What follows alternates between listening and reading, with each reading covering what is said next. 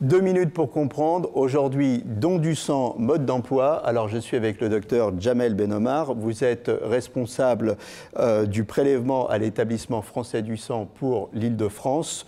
Don du sang, qui donne pas. On va commencer par ceux qui donnent. Ceux qui donnent, eh bien, il n'y a que 4% des Français qui donnent leur sang, moins de 1,2% des franciliens. Je voulais simplement, avant que j'oublie de dire cette phrase, parce qu'elle m'est très chère, nous pouvons tous, à n'importe quel moment de notre vie, être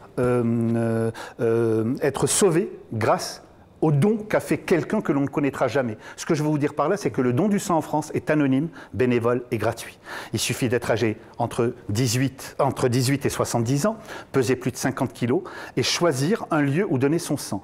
Il y a partout en France obligatoirement une collecte qui soit proche de là où vous êtes. Ça prend pas trop de temps. Ça prend moins d'une demi-heure en tout et pour tout et moins de 10 minutes pour un don de sang classique.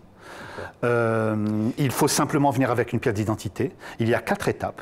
La première étape, c'est un enregistrement administratif qui est fait par une secrétaire, puis vous passez à l'entretien pré-don qui sera fait soit par un médecin, soit par une infirmière habilitée à le faire, et qui va donc, dont le rôle est de faire en sorte à ce que le don se passe bien pour vous, mais aussi pour le receveur, qui est ce malade.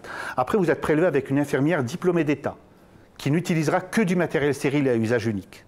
La quantité de sang qui vous sera prélevée est moins de 13% de votre masse sanguine. Aucune conséquence, à la condition d'observer un temps de repos d'une vingtaine de minutes, bien boire et repartir. Donc que du bénéfice pour soi parce qu'on a fait une bonne action, absolument, pour les autres parce qu'on a sauvé quelqu'un et aucun préjudice, c'est ce que vous nous dites. Merci de dire que l'on sauve des vies. En 10 secondes, qui ne peut pas donner?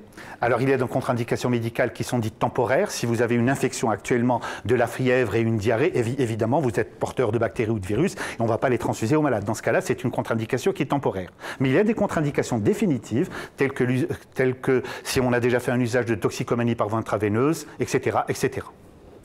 Le don du sang, pensez-y.